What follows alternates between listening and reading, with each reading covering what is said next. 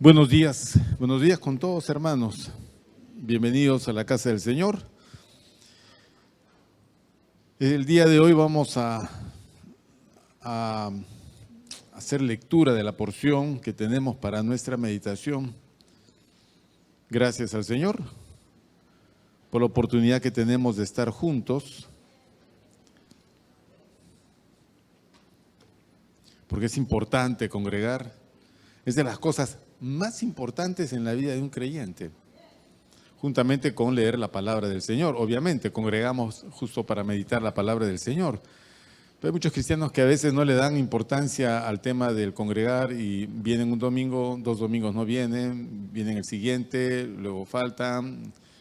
Esa inconstancia es totalmente perjudicial, totalmente perjudicial. Hoy quizás podamos entender un poquito ese aspecto, con importantes que nosotros estemos sustentando nuestra vida con lo que realmente sustenta, fortalece o crea. Y para ello vamos a ir al texto muy conocido de Mateo capítulo 4. Vamos a leer Mateo 4 del 1 al 4.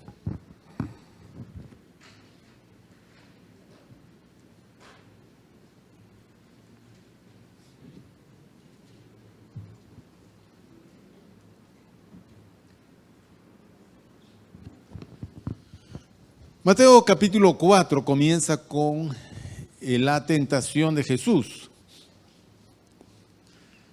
El maestro ya fue bautizado en agua por Juan el Bautista en el Jordán. Allí, subiendo del agua, saliendo del agua, el Espíritu Santo viene sobre el Señor y el maestro empieza su ministerio terrenal.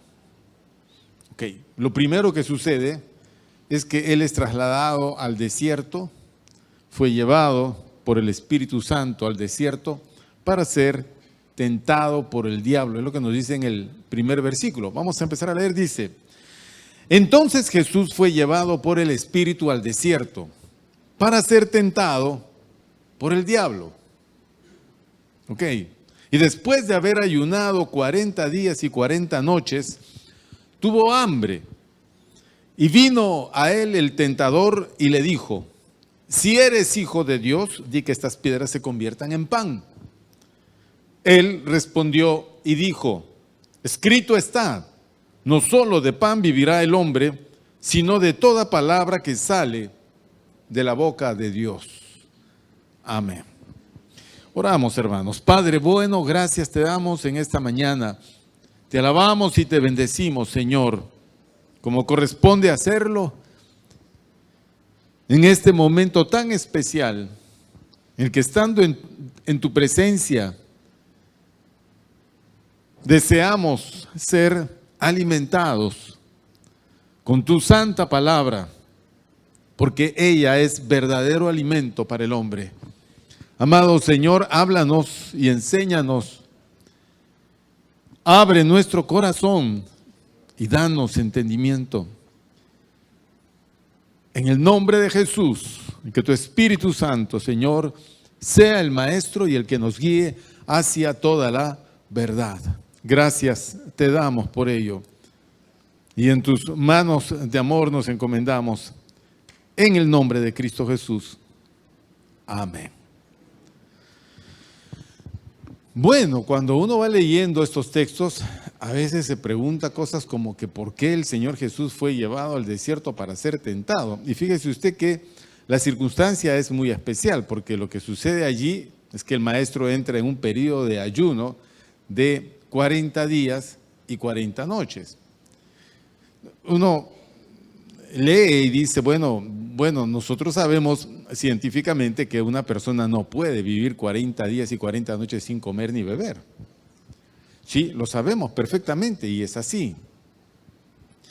El ayuno que practica el Señor Jesús no es un ayuno natural como el que usted o yo podríamos en algún momento intentar, sino que es un ayuno sobrenatural en el cual su vida ya no depende del pan que come o del agua que bebe. Antes de eso no hemos visto ni hemos leído al maestro ayunar ese periodo de tiempo. Posiblemente haya ayunado porque los judíos tenían prácticas de ayuno frecuentes. Tenemos circunstancias como la de Moisés, por ejemplo, ayunando. Cuando subió al monte a recibir la ley, él estuvo 40 días y 40 noches en el monte.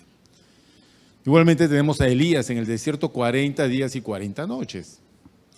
La circunstancia del maestro es muy especial porque no se trata de un profeta ordinario, se trata de el Hijo de Dios, quien empieza su ministerio antes de llegar a la culminación de este, que significa morir por nosotros. Entonces, al empezar el ministerio, él es llevado a una circunstancia de prueba. ¿Ok? Él se ha de enfrentar ante el tentador. Él va a iniciar su ministerio plenamente victorioso, va a salir airoso de esta primera prueba. Recuerde que la tentación, toda situación de tentación es una situación de prueba. La tentación no es un castigo. La tentación no es la situación de los pobres, débiles y pecadores como nosotros. Todos somos tentados, absolutamente todos. Porque todos tenemos condiciones y situaciones de debilidad susceptibles de ser motivo de seducción o de incitación. Cada uno es tentado, dice la palabra, de su propia concupiscencia. Y el tentador es el diablo. Okay. El diablo utiliza medios y personas, circunstancias, y él mismo y sus huestes para buscar seducir a las personas, especialmente creyentes, con la finalidad de que estos puedan caer, incurrir en una falta. Para eso utiliza una debilidad interior. Todos tenemos debilidades interiores. ¿Es cierto, hermanos? ¿Se reconocen así? Todos somos así, somos débiles. En nuestra carne somos débiles. Y lo que hace el diablo es buscar los puntos débiles de los creyentes. Y por ahí empieza a atacar. Okay. La tentación lo que hace es revelar la condición espiritual de la persona en función de sus debilidades naturales. Ahora, ¿se pueden extirpar las debilidades? No, no se pueden, porque son parte de nuestra naturaleza. Lo que se tiene que hacer es buscar tenerlos bajo control. Es decir, algo más fuerte debe de controlar nuestras debilidades, y eso es la vida espiritual del cristiano. Si el cristiano no fortalece su vida espiritual, entonces será susceptible de ser tentado frecuentemente y frecuentemente tropezará. Entonces, en lugar de que usted esté pensando en irse a la iglesia porque peca mucho, debería de pensar en fortalecer su vida espiritual. Eso es lo que Dios le quiere decir.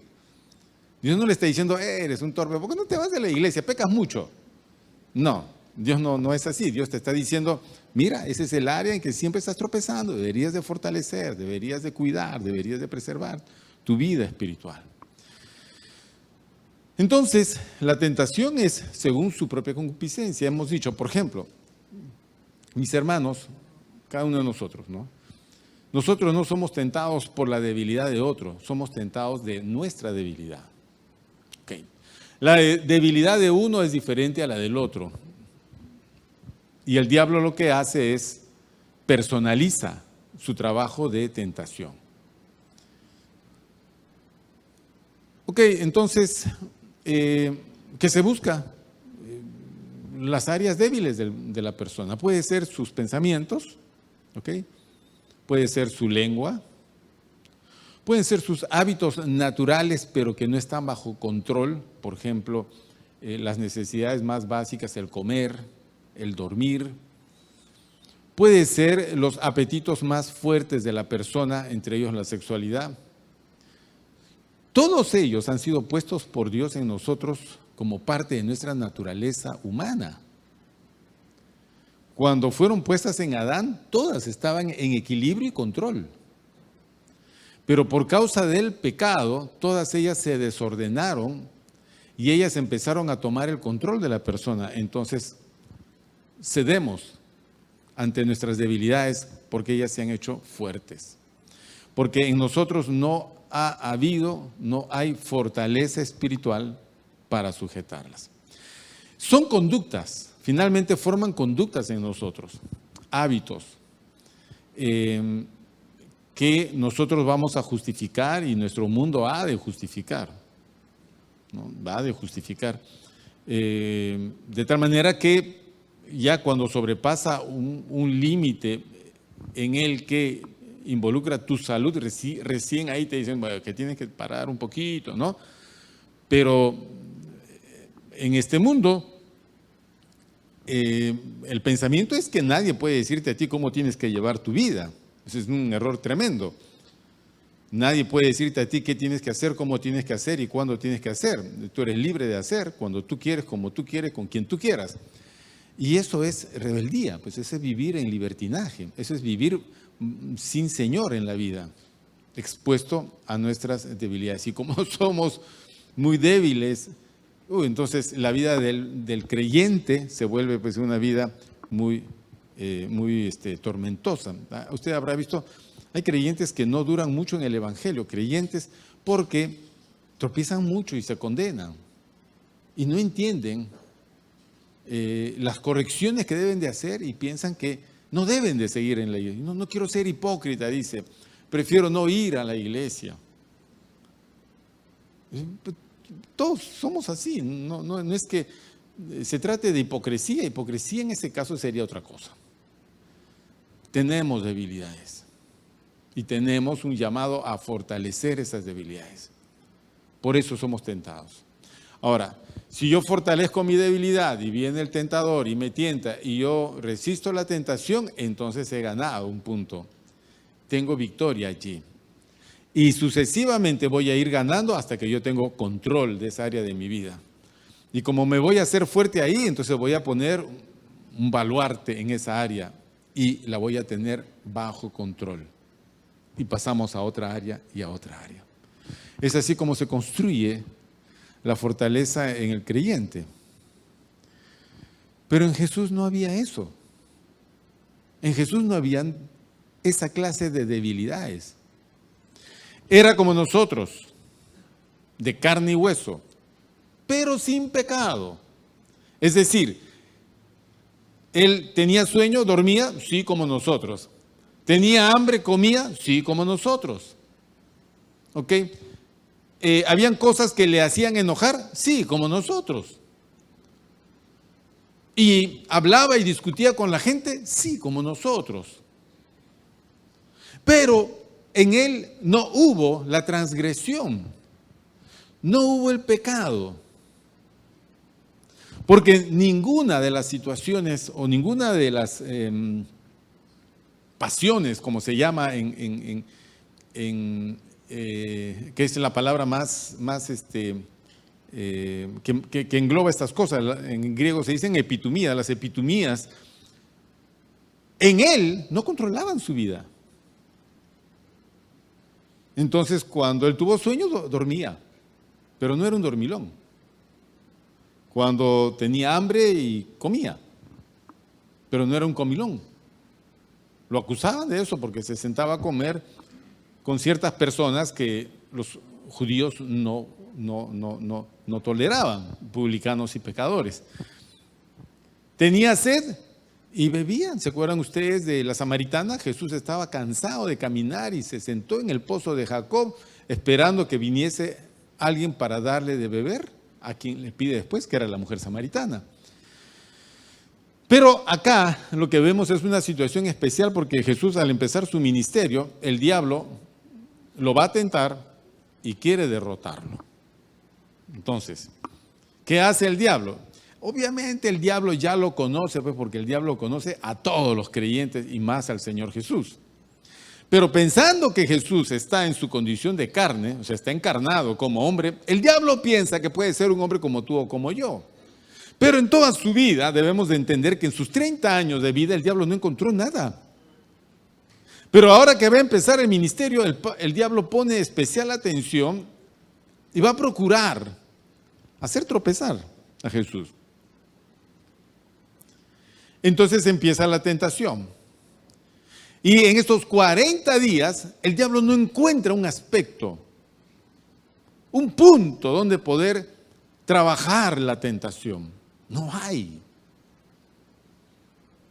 El diablo no tenía nada en Jesús.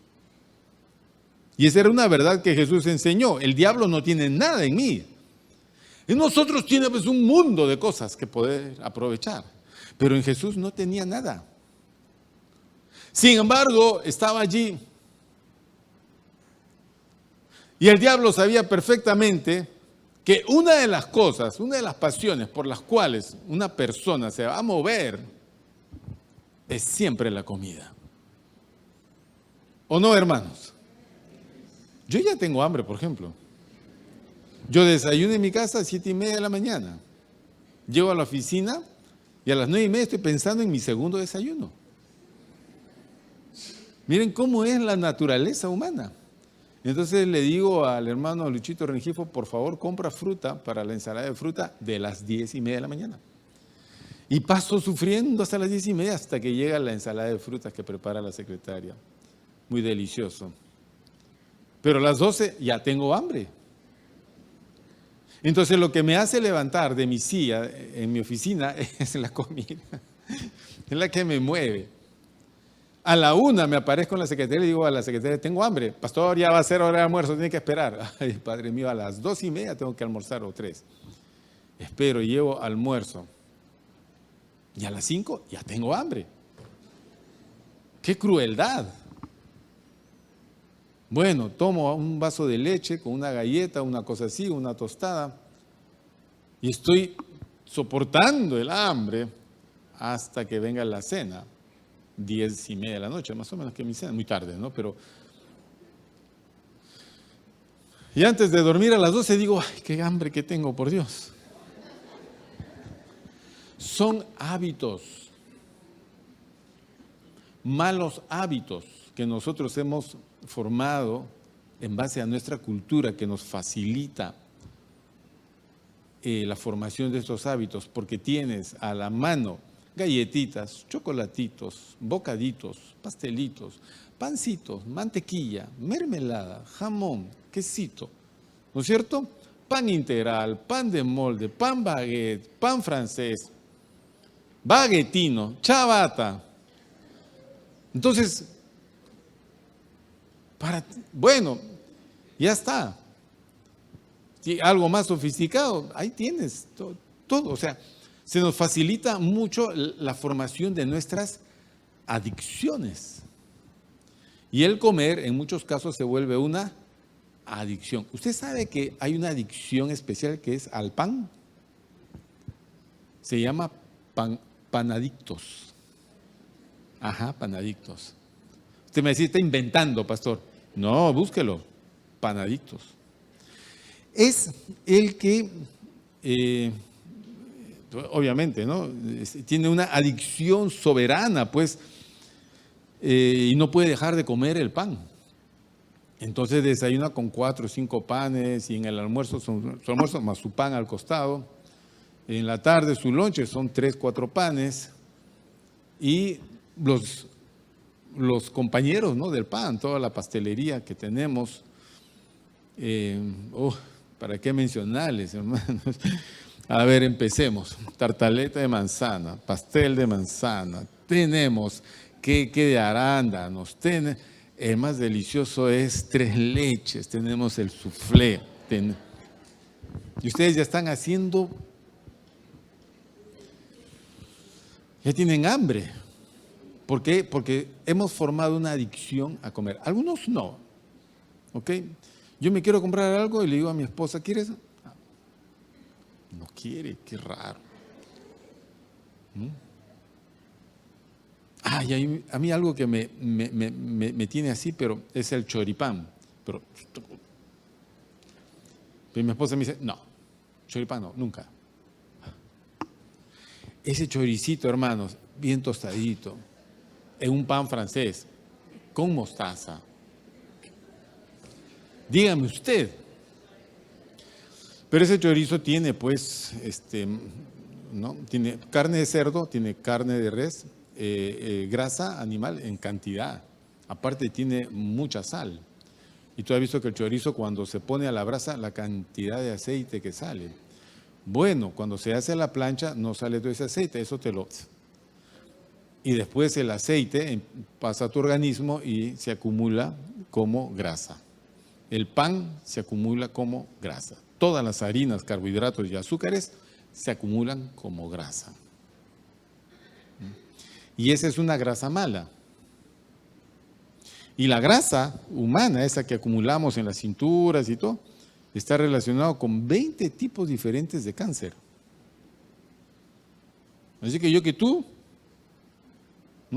voy pensando en comer menos pan, menos pizza, bróster. Somos adictos a la comida, ¿ok? Muchas cosas podemos rechazar, pero no podemos dejar de comer. Hermano, pastor, quiero ayunar. ¿Por qué tengo que ayunar? Bueno, puedes ayunar si es que el Señor toca tu corazón, para dedicarle un tiempo, para orar y para leer, porque buscas una respuesta o estás por enfrentar una situación difícil y quieres calmar tu corazón. No, que va a calmar su corazón, dejar de comer no lo va a calmar. Entonces, pero, ¿y cómo hago, pastor? Bueno, ponle un horario, un día. Pero en el tema del ayuno, el tiempo más horrible son los 3 primeros días. Ese es el tiempo en que te mueres de hambre. El primer día es atroz, obviamente. Pero tú has dicho, bueno, ya solo un día, pastor. Ni siquiera es un día. Ya, y lo lleva mal uno porque como se muere de hambre, está pensando, ¿a qué hora se acaba el ayuno? Por Dios. Ya está, ya mató el ayuno. Ese ya no es un ayuno espiritual. ¿Te has dado cuenta cómo somos? Cuando el diablo miró a Jesús y sus 40 días, el diablo estaba asombrado porque Jesús no tenía esa adicción. El día 40 tuvo hambre. Ahora, yo no sé cómo es que evidenció el hambre, ¿no? Se le sonó el estómago, yo no sé. Pero el diablo se dio cuenta y se le acercó, versículo 3, y vino a él el tentador. Y le dijo, si eres hijo de Dios. No, él era hijo de Dios, el diablo lo sabía. Pero el diablo quiere llevarlo a un campo donde pretende seducirlo, cuestionándole algo que, a ver, demuéstrame pues, ¿no? Si dices que eres, a ver, yo lo sé, pero como este es un conflicto, quiero llevarte a una situación de error. Jesús no tiene que demostrarle al diablo que él es el hijo de Dios, pero el diablo lo incita. Si eres hijo de Dios, di que estas piedras se conviertan en pan. Y seguramente ahí en el desierto habría muchas piedras, unas que se parecían baguette, otras se parecían croissant, otras se parecían francés, este acá chabata. Es decir, si él hubiera querido, hubiera hecho una panadería completa, tenía la capacidad, si él hubiera querido, pero Jesús no estaba ahí para hacer magia. Él no era el mago, no. Él estaba allí para ser probado. Y probado significa ser expuesto a una situación de conflicto frente al diablo. Tener hambre para Jesús era una cosa especial. Para ti es otra cosa. Para mí es otra cosa. Para el maestro, tener hambre no era un canal hacia lo pecaminoso. O sea, nunca comer es pecado, salvo que te comas a tu prójimo. ¿Ok? Pero nunca comer es pecado. Nunca. ¿Por qué para él? ¿Por qué el tentador lo lleva a una situación de conflicto mediante el comer? Porque para todas las personas, para todos los que vivimos en la carne, comer es fundamental. Entonces no está tentándolo porque Jesús es un panadicto. ¿No es cierto? Nosotros pasamos por una panadería y vemos ahí la oreja de chancho, tan rica que el pastelito ese. Y entras y sales y te vas con tu pastel. Jesús no padecía de eso. Para él no habían adicciones a la comida. Pero había una situación de fuerza mayor que era comer para vivir. O sea, este cuerpo se alimenta de pan, no de poesía. Y por eso necesitamos comer todos los días, equilibrada y sanamente. En el caso de Jesús, la situación especial, van 40 días que él no come. Entonces el diablo no le dice haz lo malo y convierte, sino si tú eres hijo de Dios, ¿por qué no conviertes estas piedras en pan? Y comes. Bueno,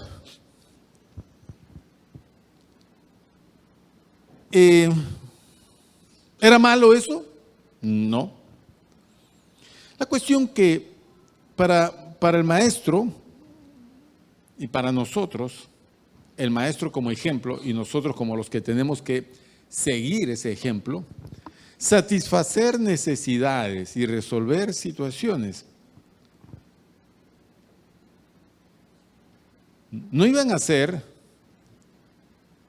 mediante sugerencia o en todo caso soluciones generadas por el diablo. O sea, el diablo no era el que iba a canalizar el cómo poder satisfacer el hambre. Jesús no tenía que ser llevado a una situación porque el diablo se lo dice. Jamás. Porque ninguna palabra que salga del diablo tiene como propósito construir, edificar, fortalecer. Todo lo contrario, poner estorbo, poner tropiezo, generar error. ¿Se acuerdan cuando Pedro le sugirió a Jesús que no vaya a Jerusalén a morir? ¿Se acuerdan? ¿Se acuerdan? Tocamos hace unos domingos. ¿Era este o el segundo? No recuerdo. Jesús dijo que iba a ir a Jerusalén, iba a padecer mucho de los ancianos y luego morir, pero al tercer día iba a resucitar. Y Pedro le dice, maestro, y se lo lleva a un costado y dice, maestro, jamás te sucede eso. Y Jesús le dice, apártate de mí, Satanás. Dice, el diablo había usado a Pedro, la forma de ser de Pedro, para decirle a Jesús palabras que lo desanimen de su camino. Ese es el diablo. El diablo no estaba ahí para darle a comer a Jesús. Estaba para sacarlo de la senda. Jesús iba a ser alimentado, sí. Él iba a ser alimentado porque el Espíritu Santo no lo llevó al desierto para matarlo de hambre, sino para probarlo. O sea, en algún momento los ángeles iban a descender y lo iban a alimentar.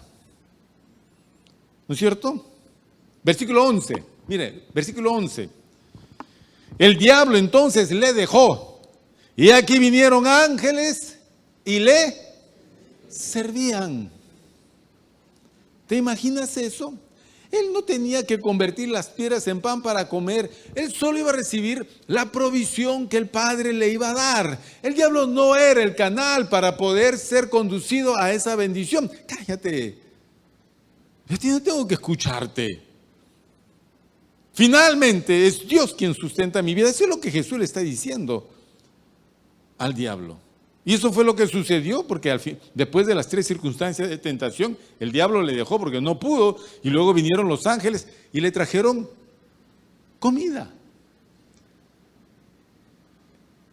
Y fue sustentado de esa manera. En todo el ministerio del Señor, cada día, cada almuerzo, cada cena, cada momento fue previamente ordenado, establecido, cuidado y provisto por su Padre. O sea, Jesús, escúcheme, no se duerma, que es muy temprano. Jesús nunca dijo, ay, me muero de hambre, pero no sé qué cosa podemos hacer, a ver dónde. No, él no estaba preocupado en eso. No, él sabía que su Padre ya le había provisto el almuerzo o la comida de ese día. Esta gente a veces comía una sola vez al día, o 2 veces. Jesús no se preocupaba por lo que había que comer. Nosotros nos preocupamos por lo que tenemos que comer. Él no se preocupaba por lo que había que vestir. Nosotros nos preocupamos por lo que tenemos que vestir. Él no se preocupaba por las situaciones. Somos nosotros. No solamente generamos o vivimos bajo las preocupaciones de la vida, sino que pasamos de las preocupaciones de la vida a los afanes de la vida. No os afanéis por lo que habéis de comer, o beber, o vestir, dice Jesús. Mirad los campos, o mirad las aves. En los campos, las flores que en la época aparecían eran tan bellas que Jesús dijo, ni aun Salomón con todo su esplendor se vistió más bellamente que las flores del campo. Y miren que los pájaros ni siquiera siembran y cosechan y el Padre de los cielos les da de comer. ¿Y nosotros no valemos más que esos pajarillos? ¿Por qué os afanáis? No hagamos como las gentes, dice. Pero no, nosotros los cristianos salimos de un mundo muy afanoso. Todo para nosotros es afán. Es afán. Nos levantamos tarde de la cama, corremos afanados para llegar a un trabajo que finalmente nunca estamos contentos porque sabemos que siempre nos pagan poco y nosotros aspiramos a ganar mucho más para regresar a una casa donde a veces no queremos llegar porque ahí tenemos muchos problemas, muchas cuentas que pagar y mucha gente con quien pelear para luego irnos a dormir y a veces no podemos ni dormir porque tenemos problemas para dormir, necesitamos tomar pastillas para dormir, para luego tratar de despertar y luego comenzar otra vez ese bendito ciclo de afanes y tormentos. Y eso que solo tiene 20 años. Espérese que llegue a los 50. O que llegue a mi edad.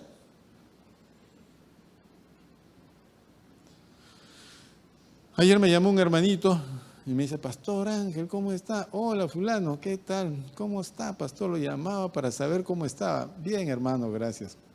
¿Tú cómo estás? Aquí pues me han sacado la vesícula, pastor. Ah, pues has estado dándole, ¿no? Sí, pues pastor, uno no aprende, ahora estoy solo con ensaladitas.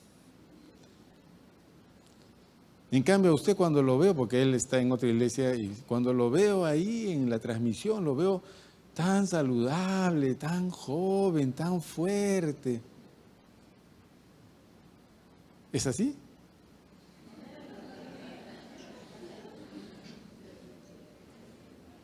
No es así. Todos enfrentamos porque todos estamos hechos de barro.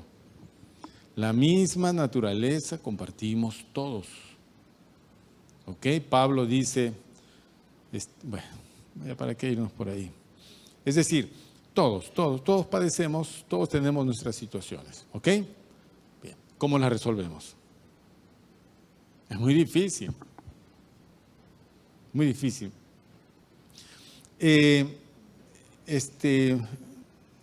Hace muchos años, le voy a contar una anécdota, hace muchos años en la sierra, cuando existían las haciendas, en la sierra, existían los sirvientes de la hacienda, que se llamaban los pongos. Entonces el pongo era el sirviente en la casa y él hacía todo lo que uno le decía. Ok, pongo trae, pongo lleva, o llama al pongo y que el pongo cocine, y que el pongo compre, y el pongo no puede decir, no, yo no puedo. De ahí que en mi familia, en todos, uno de los dichos que decían era, yo soy el pongo de esta casa, hermano, ¿no? Como diciendo, yo soy el sirviente de la casa. Pero una cosa curiosa, que en esas épocas cuando moría el pongo y nombraban otro pongo, ese pongo tenía que usar la misma ropa que el pongo que se fue. Y uno de los asuntos complicados eran los zapatos. Porque si el pongo que se murió tenía pies chiquitos, su zapato era chiquito. Y si el pongo que lo iba a reemplazar tenía el pie grande, tenía que entrar en ese zapato.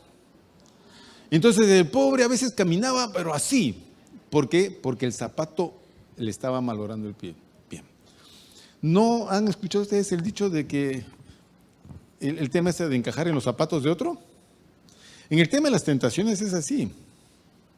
Mi vida. Tú no sabes lo que es mi vida. Y quizás nunca lo sepas.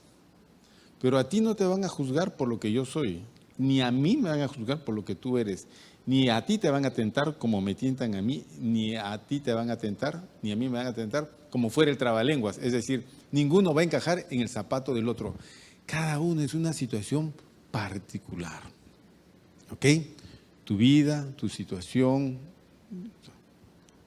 Cuando yo escucho a las personas en la oficina y me cuentan todo el derrotero, yo digo, ¿cómo puede vivir así? No entiendo. ¿Cómo puedes vivir así? Claro, yo no estoy en sus zapatos. Es una situación que debe de resolver uno. ¿Cómo vas a resolver eso? ¿Cómo lo vas a resolver? La mayoría de nosotros hacemos como cuando comemos, o sea, vamos a los recursos naturales que tenemos allí.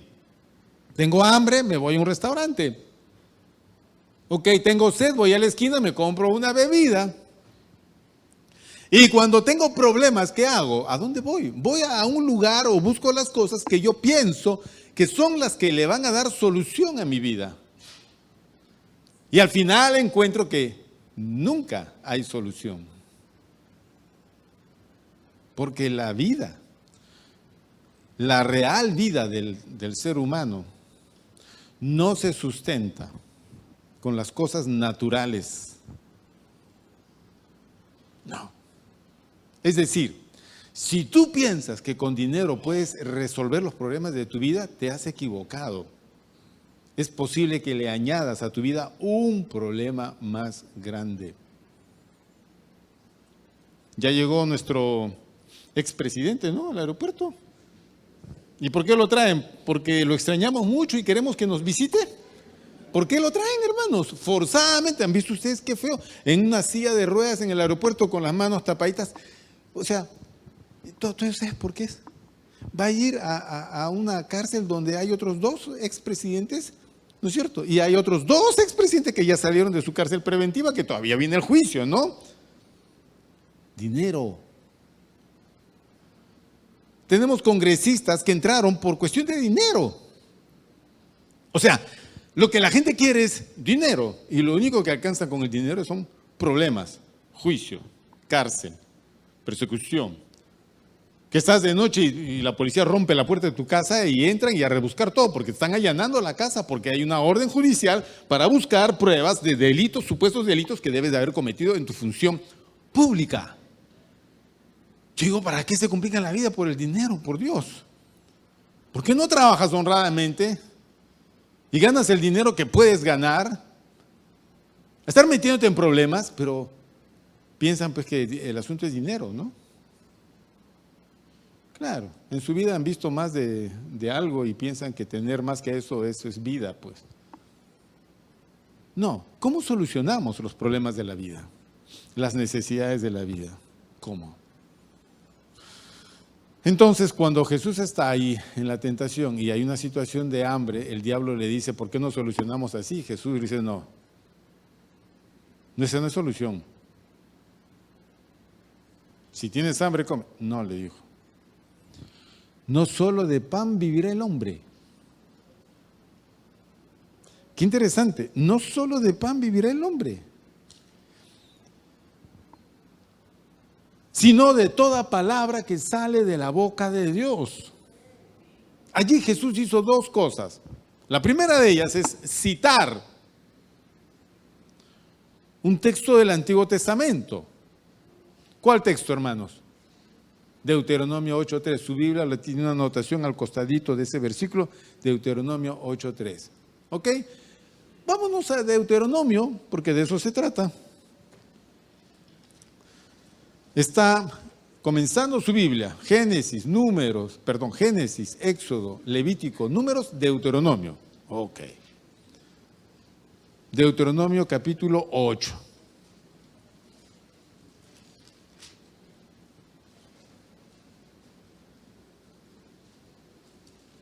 Versículo primero, vamos a comenzar con el versículo primero.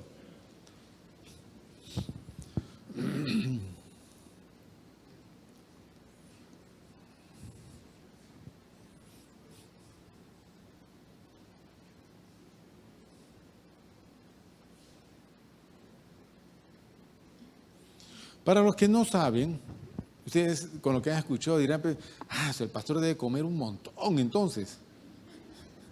No, la verdad que no. Yo como poquito, ¿ya? Le voy a contar para que usted se lleve una idea diferente de la que me parece algunos deben haber captado. En primer lugar, yo desayuno una taza de leche con 2 tostadas. Y esas tostadas están acompañadas por 2 o 3 huevos fritos, que es la proteína que consumo. La fibra la adquiero acá en la oficina porque ya no tengo más tiempo. De ahí alguna cosita para tomar el café en la mañana, porque sin café es imposible arrancar hasta la espera del almuerzo. Mi almuerzo es un solo plato. No es plato hondo, es plato tendido. Es un solo plato, con ensalada. Y de bebida es un refresco, un vaso o 2 vasos. Después de eso, obligado, todos los días, de hace muchos años, todos los días, es mi manzana de rigor y mi mate, hasta la noche. ¿Ok? Mi pecado es cuando salgo a la calle y paso por algún sitio y encuentro algo que me agrada. Y yo soy así. Si algo me agrada y he llevado la comida compensada en el día, no me privo. Entonces voy y como. No soy de los que...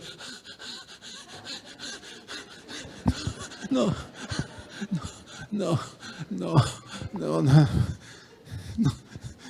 Yo no me condeno en lo que como. ¿Ok? No me condeno en lo que como. Tampoco como,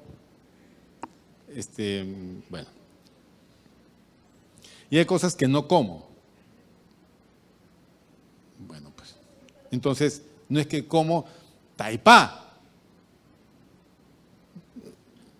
No. Para mí eso es ya... No, ahí el que pide taipá no debe dar gracias por la comida, debe pedir perdón a Dios por la comida. Porque no puedes comer esa cantidad. Si usted me ve con barriguita es porque mis ejercicios, mi actividad física es muy baja. Es muy baja, pues. Pero sigamos, hermanos. Versículo 1, capítulo 8 de Deuteronomio dice: cuidaréis de poner por obra todo mandamiento que yo os ordeno hoy, para que viváis y seáis multiplicados y entréis y poseáis la tierra que Jehová prometió con juramento a vuestros padres. Le voy a explicar. Mire, en el libro del Éxodo se narra la historia de Israel en Egipto y que Moisés retorna a Egipto y saca a Israel, ¿no es cierto? Y lo lleva por el desierto, ¿ok? Y debiendo entrar a la tierra prometida, fracasan en Cades Barnea y Dios de sanción los manda nuevamente al desierto, no a Egipto, al desierto. En el desierto ellos van a dar vueltas durante 40 años hasta que esa generación incrédula termine por morir y sus hijos sean los que entren a la tierra prometida. Ok, entonces, cuando salen de Egipto, parecía fácil el asunto, pero se dan cuenta que es difícil porque toda la comida que sacaron de Egipto se acabó a los días. Y en el desierto no hay comida, porque es desierto. No hay árboles, no hay plantas, no hay agua, no hay ríos, no hay ciudades, no hay tiendas, no hay bodegas, no hay supermercados, no hay nada. Solo hay arena, hay sol, hay frío en la noche y muchos enemigos que merodean. Entonces, cuando el pueblo sintió hambre en el desierto, empezaron a murmurar: ¿para qué nos sacaste de Egipto? Extrañamos las cosas ricas que comíamos allá. Ya vamos a ver el texto. Bueno, esa situación es ofensiva a Dios. Y fueron sancionados por eso. Cuando terminan los 40 años, casi, antes de ir rumbo a Canaán por segunda vez, Moisés les recuerda a toda esta generación nueva, y muchos de ellos no conocían la vida de Egipto ni las circunstancias que pasaron antes, ¿ok? Porque hace 40 años, los más viejitos, digamos, de los de 50, 60, 70 años, sí recordarían las circunstancias, pero casi el pueblo no. Entonces, Moisés les refiere todo, les cuenta todo, les habla de todo. Eso es Deuteronomio. ¿Ok? ¿Estamos de acuerdo? Gracias a Dios. Versículo 2. Y te acordarás, les está contando todo, y te acordarás de todo el camino por donde te ha traído Jehová tu Dios estos 40 años en el desierto, para afligirte, para probarte, para saber lo que había en tu corazón. Para eso son las pruebas, ¿ven? Vamos a ver qué hay en tu corazón. Si habías de guardar o no sus mandamientos. Versículo 3. Y te afligió y te hizo tener, ¿qué cosa? Hambre. Obviamente, Dios sabía perfectamente a dónde los estaba llevando, al desierto. Allá van a tener hambre, ¿no? Y cuando la gente tiene hambre, habla y saca todo lo que tiene adentro. Los llevó al desierto donde tuvieron hambre, pero maravillosamente dice que los sustentó con maná. Estamos leyendo, comida que no conocías tú, ni tus padres la habían conocido, para hacerte saber que no solo de pan vivirá el hombre, mas de todo lo que sale de la boca de Jehová vivirá el hombre. ¿Qué hizo Jesús? Le recitó a Satanás lo mismo que Moisés les dijo a los de Israel. O sea, Jesús le citó a Satanás un texto bíblico con el cual le puso un escudo y le dijo, no solo de pan vivirá el hombre. ¿Tú crees que me estoy muriendo de hambre? La vida del hombre no se sustenta con el pan que come. La verdadera vida del hombre se sustenta con toda palabra que sale de la boca de Dios. Eso es lo que le está diciendo. Nosotros no probamos esa comida, somos adictos a la otra comida, a la del pan. Es decir, los aspectos naturales de nuestra vida natural, todos esos aspectos naturales de la vida natural, a eso sí estamos muy acostumbrados. La diversión, el placer, la comodidad, la distracción, las cosas que le agradan a mi carne, todo lo que esté enfocado dentro de la satisfacción de los aspectos naturales. Eso me agrada. Esta mujer no me agrada, me voy a buscar otra mujer. Esto ya no me gusta, me buscaré eso de allá. No importa que pierda la vida en esto, con tal que yo siga viviendo intensamente los aspectos naturales de mi vida. Esta cara ya no me gusta, esta nariz está fea, estas orejas están muy... Ya voy a acomodarme todo, voy a meterme, sacarme, subirme, bajarme. Esos son los aspectos naturales. Oye, es un implante, cabello. Vengo diferente el próximo domingo. ¿Qué les parece? Esa es la vida para mucha gente. Pregunto yo, ¿es la vida así para usted? ¿Así es su vida? ¿En eso piensa? ¿Saben por qué muchos de nosotros no tenemos más de lo que tenemos? Posiblemente sea porque no hemos trabajado mejor. 2, no hemos sido más esforzados. Y 3, no hemos aprovechado las oportunidades que Dios en su buena providencia nos concedió en la vida. La razón, nuestra necedad, nuestro alejamiento de Dios. Corrección, ya sabes, lo contrario a lo que dije. Esfuérzate, trabaja, haz lo bueno, haz lo correcto, busca los principios divinos, ponlos en práctica. Va a pasar 1 año, 2 años, 3 años y tu realidad va a ser diferente. Muy diferente. No solo de pan, pues vivirá el hombre. Absurdo decirle a Jesús, convierte estas piedras en pan. Jesús no tenía que hacer eso. Eso era secundario. ¿Ok? Eso era secundario. Vital era mantenerse en la voluntad de su Padre. Y él sabía perfectamente, digo yo, porque así lo interpreto, él sabía perfectamente que yendo al desierto al final de esos 40 días o en el día determinado, su Padre le iba a enviar provisión. No necesitaba que el diablo le sugiera cómo resolver el problema del hambre. Hay un hecho maravilloso, no sé si usted lo sabe, algunos deben saberlo, otros lo van a escuchar. Resulta que Jesús entra a una población con sus discípulos y siempre que uno transitaba por ciertos caminos principales tenía que pagar un impuesto de tránsito. Okay. Entonces llegó y no pagaron impuesto. Entonces vinieron los que cobraban impuestos y le dijeron a Pedro, oye, ¿tu maestro no paga el impuesto? O sea, le está diciendo, oye, me pagan el impuesto, pues. Entonces Pedro dice, claro, sí, maestro, tenemos que pagar el impuesto y no hay plata. Mira, Pedro le dice, anda, ve al mar, estaban en Galilea, tira el anzuelo y atraparás un pez. En ese pez que atrapes, en la boca de ese pez hay una moneda que es suficiente para tu impuesto y mi impuesto, págaselos. Y va Pedro con su anzuelito porque él es pescador, ¿no es cierto? Chapó un pescado, jaló, lo agarró, buscó en la boca una moneda, la moneda suficiente para el impuesto suyo y de su maestro. Y fue donde los que cobraban impuestos, y aquí está, hijo, de mi maestro y mío, por favor, anote bien. Jesús dijo, no hay plata, muchachos, no hay plata. ¿Quién es rico por acá? Le tocaremos la puerta a ver quién nos puede ayudar con una moneda. Jesús no va a buscar soluciones como nosotros buscamos soluciones. Bueno, no estoy condenando a nadie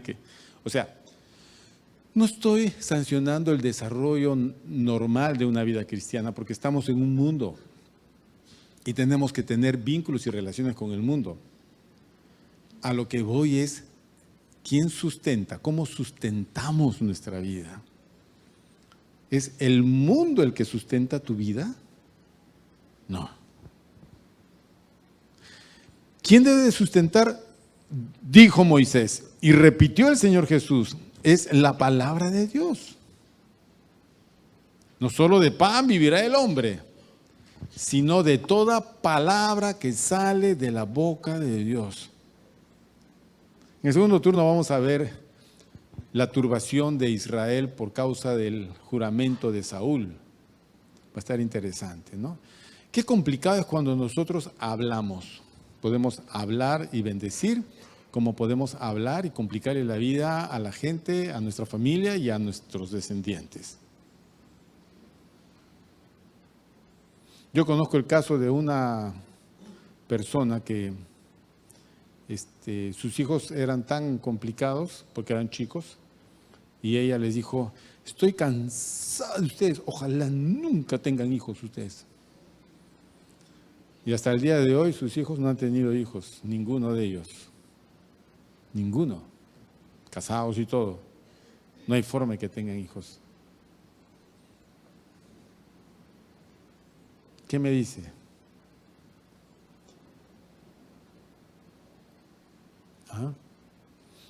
Hay una palabra en quechua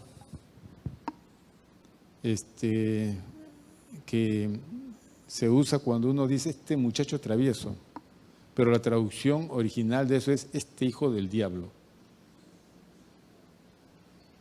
Pero mucha gente adopta esa frase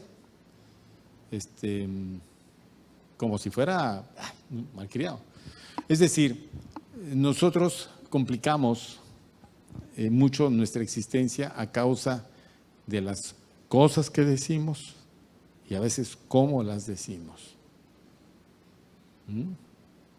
A mí me gusta un texto que Pablo enseña y dice, vuestra generosidad sea conocida por todos. Miren, como la generosidad de un creyente, su generosidad debe de ser conocida. Y así como la generosidad de ser conocida, los creyentes tenemos que ser conocidos con nuestro hablar. Pablo dice que vuestra palabra sea sazonada con sal. ¿Has visto tú? Y sabes perfectamente, la mayoría de acá cocina. Si no le echas sal a tu comida, ¿a qué sabe? A nada. A nada. Pueden ser los mejores ingredientes, pero si tú no le echas sal, eso no sabe a nada. ¿Quién come eso? Obligados comemos y no acabamos. Tendríamos que estar muy muertos de hambre para comer una comida sin sal. Cuando el hablar del cristiano no tiene la sazón que solo Dios puede darle, eso no agrada, eso no edifica, eso no construye. Tu palabra tiene que ser siempre palabra muy bien sazonada, cuyo contenido y sabor y gusto sea de Dios. Aun cuando hables con los hermanos, aun cuando mi hermano no hizo algo que a mí no me pareció, le voy a decir yo, Julito, te quiero mucho, Julito. No tengo que decirle, ¿tú qué te crees hoy? ¿Tú crees que porque tocas el bajo ahí, ya tú ya eres, ya? ¿Ah? Yo no estoy de acuerdo con que tú toques el bajo. A mí no me parece, no sé por qué el pastor te deja tocar el bajo, porque a mí no me cae. A mí una vez un hermanito me dijo, yo bajé, me llamó, me esperó ahí, me dijo, ¿sabes qué, Ángel? Tus chistes no me dan risa.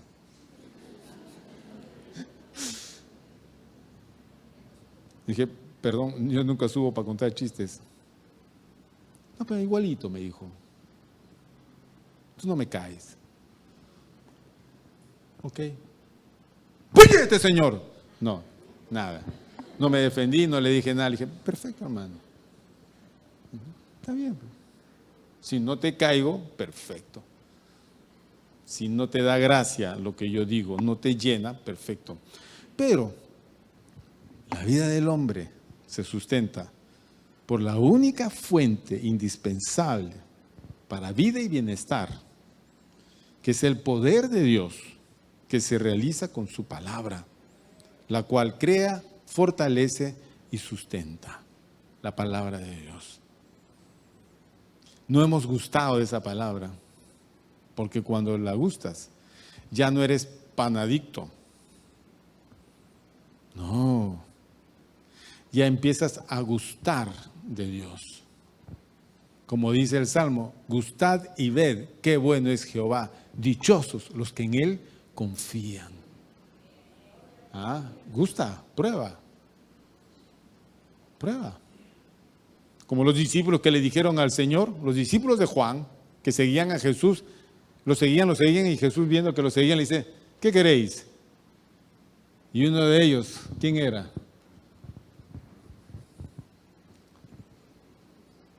Era discípulo de Juan el Bautista. Ese mismo le dijo, maestro, ¿dónde moras? Y Jesús le dijo, venid y ved. Y fueron con él y se quedaron aquella noche con él. Cuando salieron de la casa, fueron a decirle a los otros, hemos hallado al Cristo, Jesús de Nazaret. Si no gustan, ¿cómo pueden afirmar algo? Uno de ellos fue donde otro judío que se llamaba Natanael, el famoso Bartolomé, y que estaba sentado por ahí, bueno, y le dijo, oye, hemos hallado al Cristo, a Jesús, el Mesías, de Nazaret. Y Bartolomé dice, ¿de Nazaret? ¿De Nazaret puede salir algo bueno? Y el discípulo del maestro dice, ven y comprueba. Entonces Bartolomé dice, vamos a ver. Entonces Bartolomé va a donde Jesús y Jesús lo estaba esperando. Y hubo el encuentro. Y Jesús le reveló el corazón a Bartolomé.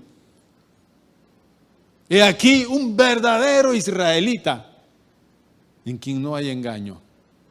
Y Bartolomé le dice, ¿de dónde me conoces tú? Jesús le dice, cuando estabas sentado debajo de la higuera te vi. Inmediatamente Bartolomé recordó, que no dice el texto, lo tienes que ampliar en tu entendimiento, en tu interpretación, que Bartolomé estaría en algún momento sentado bajo una higuera pensando en cosas y todas ellas, nos imaginamos, se referían a esto, a una meditación. Dios conocía eso, esa circunstancia, y Jesús conocía esa circunstancia. Por eso que le dijo, cuando estabas sentado debajo de la higuera te vi. Fue significativo para Bartolomé. Y Bartolomé se postró y dijo, Señor mío. ¿Gustaron? Comprobaron. Se quedaron con él. murieron por Él, murieron con Él, reinarán con Él. Hermanos, necesitamos ir a la fuente, la única fuente indispensable de la vida y bienestar del hombre. Es el poder de Dios que se realiza por medio de su palabra. Qué importante es la palabra de Dios. Pero la palabra de Dios tiene dos aspectos. Le voy a decir, uno es el aspecto escrito que tú lees y otro es el aspecto oral, el que tú escuchas. ¿Okay? Ambos son importantes. No es solamente uno de ellos. Es importante que te reúnas con cristianos y escuches la palabra de Dios. Y es importante que en tu casa tú leas la palabra de Dios. ¿Ok? La palabra de Dios la tienes que leer todos los días, como comes pan todos los días. ¿Ok? Si comes 2 panes, son 2 capítulos diarios que tienes que leer. Si comes 4 panes, son... Si comes un baguette, es todo un libro que tienes que leer. Miren, le voy a decir, cuando era joven yo era pan adicto, ¿ok? Yo me iba a una tienda muy conocida de baguettes, que ya no existe, en la avenida Petitoires, venía con mi baguette a mi casa, ¿ok? Luego agarraba de la congeladora, sacaba carne, picaba la carne, así, tipo para lomo, y luego lo ponía en la sartén, todos los condimentos, y ya agarraba, picaba cebolla, tomate, un poco de orégano, bien jugoso, y agarraba el pan, cortaba así, solo la puntita, y tenía un serrucho para pan bien largo, y metía así, y le sacaba toda la miga, y luego agarraba todo ese relleno de carne y lo metía así, y todo el baguette me lo comía.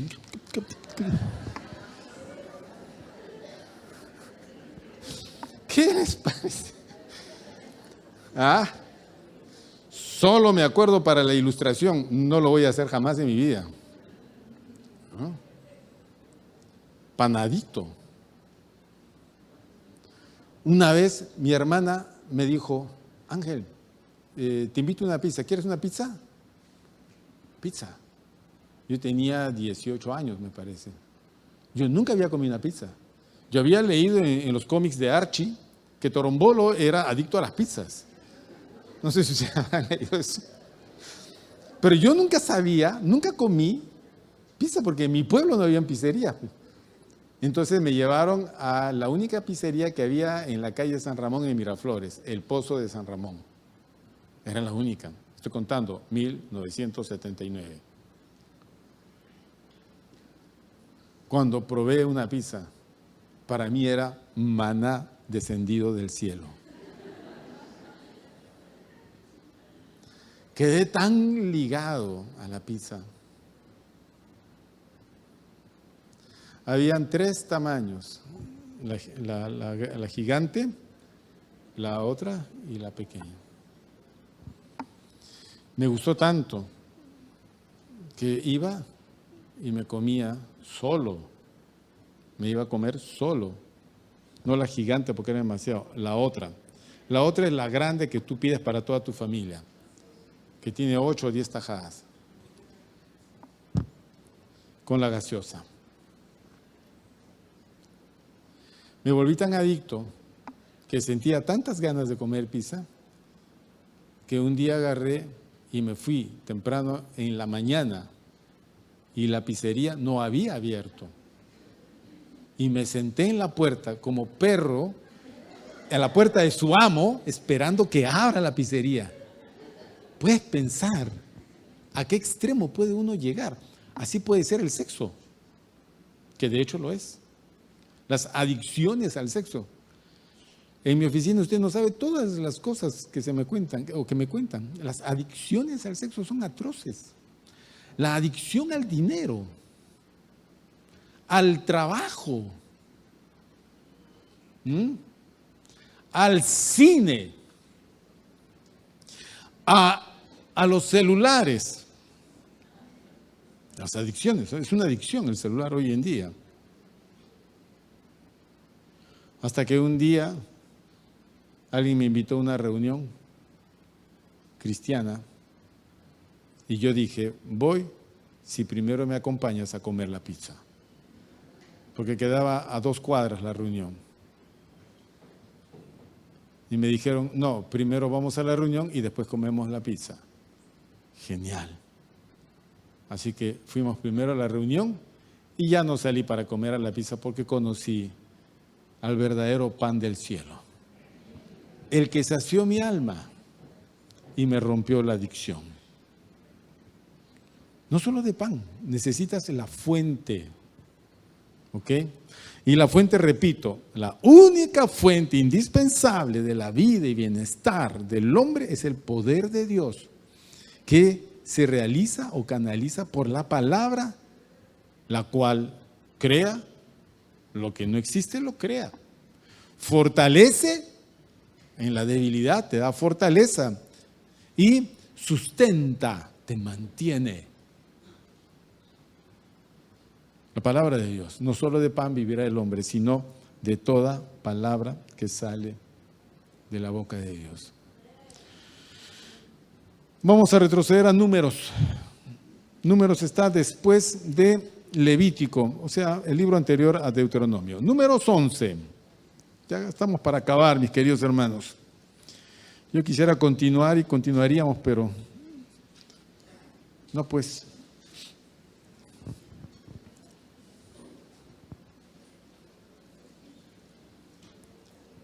¿Listos? ¿Estamos listos? Bien, versículo primero, Números 11:1 dice: aconteció que el pueblo se quejó a oídos de Jehová, y lo oyó Jehová, y ardió su ira, y se encendió en ellos fuego de Jehová, y consumió uno de los extremos del campamento. Entonces el pueblo clamó a Moisés, y Moisés oró a Jehová, y el fuego se extinguió. Y llamó a aquel lugar Tabera, porque el fuego de Jehová se encendió en ellos. Problema, esta gente se andaba quejando todo el tiempo. Todo el tiempo se quejaba. No nos quejemos. ¿Ok? Hay muchas cosas que no nos gustan. A mí no me gusta el calor. El calor para mí es una aflicción insoportable. Por eso digo, por eso que el lago es de fuego, el infierno es de fuego, para destruir. ¿Por qué tenemos que tener tanto calor? Pero no hay que quejarnos. No te quejes. Y Dios se enojó con Israel y ardió su ira, y el pueblo sufrió las consecuencias de eso. Versículo 4 dice: y la gente extranjera que se mezcló con ellos tuvo un vivo deseo, y los hijos de Israel también volvieron a llorar y dijeron: ¿quién nos diera a comer carne? Nos acordamos del pescado que comíamos en Egipto de balde, de los pepinos, los melones, los puerros, las cebollas y los ajos. Y ahora nuestra alma se seca, pues nada sino este maná ven nuestros ojos. Para terminar, uno de los problemas de Israel no solamente eran las adicciones que ellos tenían, sino las adicciones que se fortalecían por la gente extranjera que se mezclaron con ellos. Es decir, cuando Israel salió de Egipto, no solo salieron ellos, salieron los extranjeros que habían en Egipto, porque supieron que estos se iban a una bonita tierra, entonces ellos dijeron: vámonos con ellos la pasamos bien. Bueno, se fueron con ellos, y en medio del campamento habían hebreos y había gente extranjera mezclada con ellos. Esa gente, los hebreos tenían las condiciones para meterse en problemas, pero esa gente contaminaron a los hebreos con sus adicciones, y los hebreos finalmente copiaban todo, hasta que ellos dijeron: ¿quién nos diera a comer carne? Porque estaban en el desierto y el único alimento que comían era el maná que caía del cielo, la provisión de Dios. Y ellos ya no querían maná. ¿Qué cosa querían? Carne. Y dicen: nos acordamos. Entonces empiezan a hacer una retrospección de su vida pasada en Egipto, ¿ok? Cuando ellos tenían lo que mencionan acá, la comida. Nos acordamos del pescado que comíamos en Egipto de balde. El Nilo les traía pues abundancia de pescado, y ellos tenían pescado barato ahí y se llenaban de pescadito. Los melones, pepinos y todas esas verduras, cebollas y ajos, extrañaban tanto. ¿Nunca te ha pasado que en ciertos momentos de tu vida empiezas a extrañar las cosas que supuestamente debiste haber dejado? ¿Qué cosas has dejado? A ver, cuando llegaste a Cristo, ¿qué cosa dejaste atrás? Algo debiste haber dejado, ¿o no? Jesús no dejó nada porque Él siempre fue como fue. Pero nosotros algo tuvimos que dejar atrás. ¿Ok?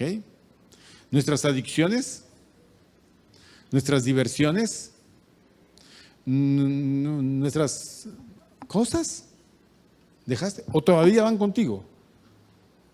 Si van contigo, te voy a contar, eso se convierte en una mochila pesada que no te deja caminar.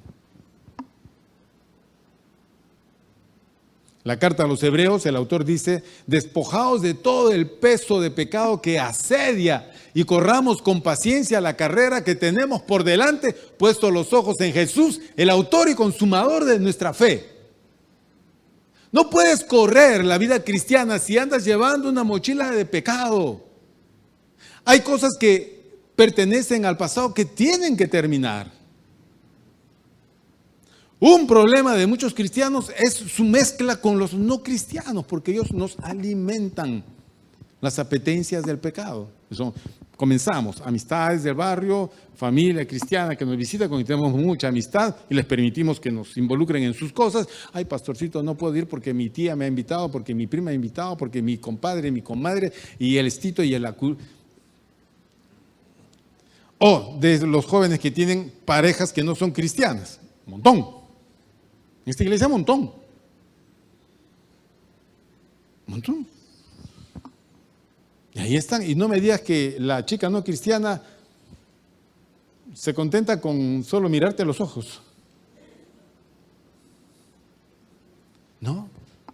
O las cristianas que tienen novios no cristianos.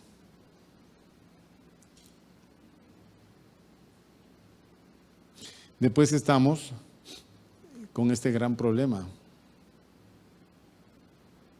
de que mi vida sin un novio o mi vida sin un... Entonces yo no entiendo por qué los chicos tienen que tener una novia siempre. Piensan que lo normal es que siempre debes tener una novia, que cuando terminas con una hay que empezar con otra. Entonces siempre están así. Mejor tener dos a la vez, si una termina continúa con la otra. ¿Por qué? ¿Por qué siempre tener una novia o un novio? No entiendo. ¿Por qué? Porque nosotros andamos con el vivo deseo del mundo y pensamos que la vida sin un amor, la vida sin un compañero, la vida sin una mujer no es vida. Discrepo, totalmente. Totalmente. Cuando tú te casas, hay cosas que tienes que perder y ceder. Cuando el hombre se casa, ¿han escuchado? Cuando alguien se va a casar, sus amigos casados le dicen, no te cases, hermano, no te cases, no sabes lo que estás haciendo, es cometer un error. ¿Por qué le dicen eso? ¿Ah? Nadie dice, qué bien, hermano, vas a entrar a la mejor vida. Estar casado es la mejor de las vidas. Ahí vas a disfrutar todo. ¿Eso le dicen? No. Porque cuando el hombre se casa, hace yugo con la mujer. Y yugo significa que andamos emparejados. Amor a la izquierda. No, a la derecha. Ya, amorcito, vamos a la derecha. Eso es lo que pasa en la vida del casado. Y a los hombres no nos gusta, pues. ¿No es cierto? El hombre dice, no, yo tengo que ir a jugar pelota con mis amigos. Pero amor, tenemos que ir a... No, tú sabes que yo siempre... Pero amor, no. ¡Ah! Ay, ya. Yo le digo, oye, ¿por qué tu esposo no viene a la reunión? Es que los domingos juega pelota con sus amigos, pastor. Ya perdiste, ya. Te llevaste a la vida de un hombre que no entiende lo que significa ser cabeza.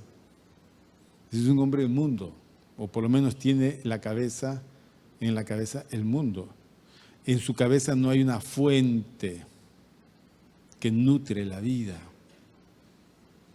Problema, ¿no?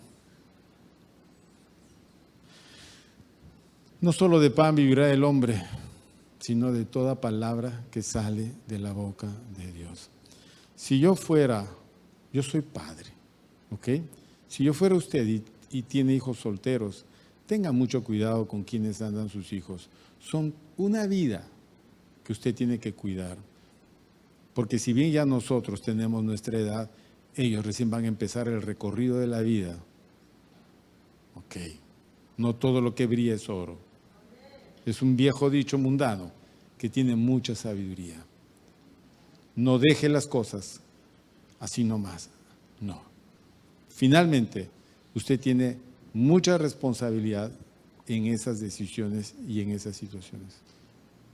Recuerde, no solo de pan vivirá el hombre.